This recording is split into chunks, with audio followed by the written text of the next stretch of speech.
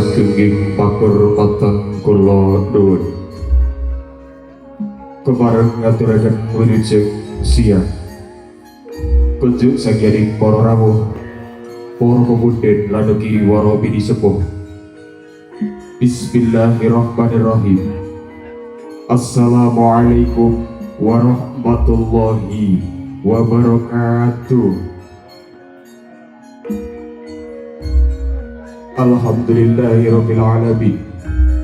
Assalatu wassalamu ala asrofil anbiya'i wal mursalin sayyidina wa maulana Muhammadin wa ala alihi wa sahbihi ajma'in, amma ba'du. Widanto sagunging pakurmatan kula nuwun lirabaran sedaya marasudi parbawaning budaya tulus rinagomani saruming pambudi sinarengan tali darmani Gusti Kang Maha Asih wilasaning pangeran babaring katentreman pamoring kanugrahan sang songsong agung kawilujengan mugi sembada hangayo misagya hangastuti sagunging pakurmatan kunjuk sagiring para pemudhen para sesepuh bini sepuh aji sepuh tarlamtu ingkang sampun pono ing pamawas lemtu ing pitutur kang luhur ingkang katuran sagunging pakurmatan. Matur kira para alim para ulama ingkang rinten dalu tansah sumading kitab suci wahyuning ilahi pinangka panuntun kiblat ing parabaingkang satuhu luhuring budi. Para pangemban-pangemban para dalah kasatriyaning nagari pinangka pandam-pandam mingkala dasih ingkang satuhu kinurmatan. Tan katun paliki kunjuk panjenenganipun kangge manggugati inggih panjenenganipun Bapak Gunawan miwah Ibu Jembatun ugi sedaya putra kalawangsa ingkang satuhu badya mulya. Para tamu sinedahan kakung sumawana putri kang satuhu kinurmatan. Purwakanipun kula matur sumangga tansah kula dherekaken kunjukaken puja puji asesanti sedaya kunjuk priyarasaning Gusti Kang Maha Agung Allah Subhanahu wa taala ingkang sampun maring sih nugroho kabagas kawarasan kawilujengan mring panjenengan lan kula tepawa wonten ing hari kalenggan siang punika kula panjenengan sami saged angestreni punapa ingkang dados wigatos ingkati panjenenganipun Bapak Gunawan miwah Ibu Jembatun. Mugi tata rakiting adicara murwa madya wasana manggiya rahayu pasuki. Shalawatun salam lestantun katur kunjuk ring panutan kita sedaya Kanjeng Nabi Agung Nabi Muhammad sallallahu alaihi wasallam minangka nabi mustikan ing jagat panuntuning umat lan ugi ingkang kita sedaya antu-antu syafaat manggah pitulunganipun wiwit ing donya langgeng-langgeng wonten ing ilahada yaumul kiamah amin Allahumma amin. Ingkang salajengipun kunjuk para pemudhen lan ugi para milih sami ngaturaken sugeng siang sugeng mepanggen kalian kula sakadeng kesedihan sugeng Wahyu Laras ingkang pun pangarsanipun pandhingani dening panjenenganipun Bapak Jemari ingkang bijil saking Kademangan Serak Pulung Kabupaten Ponorogo pilih wonten ing kalenggan siang punika nuju prana marak sowan wonten ing arepipun panjenengan sami nuhuni pamundhut panyuwun kangge mengganti nggih panjenenganipun Bapak Gunawan miwah Ibu Jembatun. Deni rawuh keparengane tepi sapéranganipun darmaning order angrakit sekarat dia moncawarni kembang poncawarna kayu klepu dewa daru jaya daru dawira risang pinaganten saripit pinjang nggih wong ayu Siska Tri Pariyandi Atpojo putri panjenenganipun Bapak Gunawan miwah Ibu Jembatun ingkang papan lenggah wonten ing dusun Selodana Karangpatian Pulung Ponorogo. Kang saja tugrami wong bagus Rizki Ridotullah Atpojo jalu panjenenganipun Bapak Suharno miwah Ibu Kartini Injil saking Jalan Haji Sidik Dusun Kerajaan Sukosari Babatan Ponorogo. Duka pangestu kula panjenengan sami kang wilujeng mugia pinjangipun Sirat Moja Widagaten saripit anggennya anglampahi jam kabul barwa madya wusana mangya rahayu basuki lan mugia dene rasa kangen bali wisma tansah tidak beda ing sedaya umbak-umbak ing bebaya sinaketna ing alun-aluning kabagyan dados keluarga ingkang sakinah mawaddah warahmah lan mugia sak bagaripun kang mangko ganti nggih panjenenganipun Bapak Gunawan Ibu Cepatut tansah dados keluarga ingkang ayem tentrem wiwit wonten ing kalenggan sing punika ngantos sak lami-laminipun pun kula nuwun.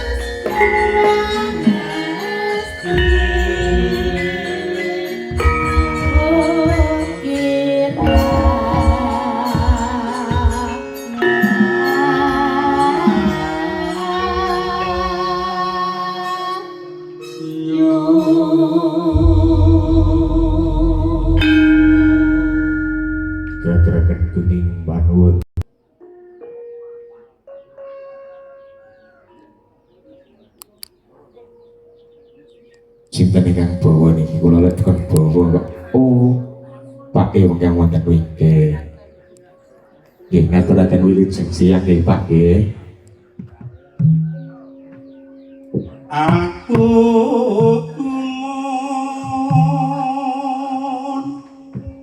nuwun kalih buati napa kalih sinten Pak oh ngaten lan manahku royo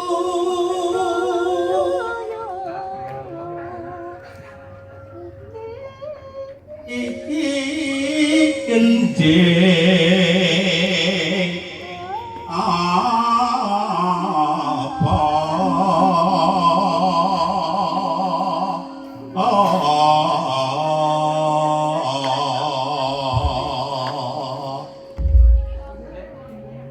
irama ketul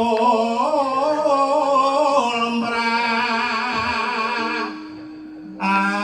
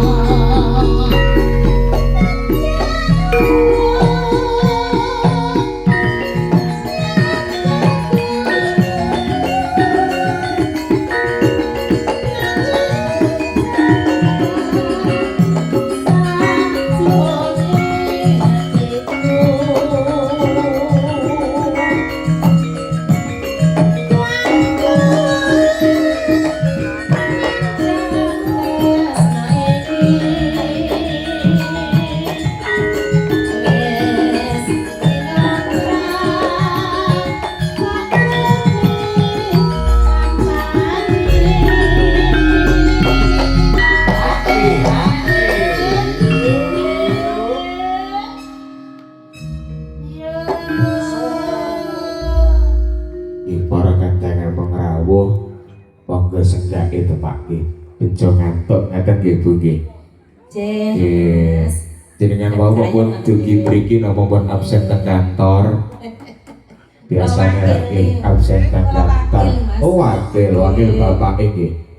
Oke, ngaturaken sugeng rawuh para tamu ingkang katemu rawuh ingkang sampun pikantuk pasugatan sumangga pun rahatikan di martikan ing penggalih sinambi yang laras kibaripun para kadang saking Wahyu Laras sumangga.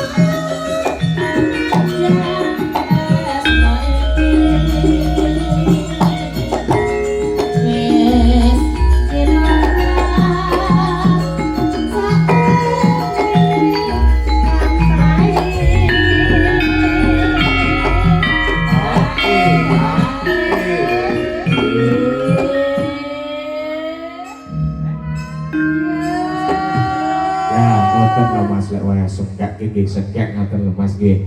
Nggih sinambi njruput kopine ben ra ngantuk sinarengan Wahyu Laras dasar cokeke ya laras sinengguyung para kadang-kadang saking audione ya dasare kepedak iki ugi live streaming nggih Bapak nggih.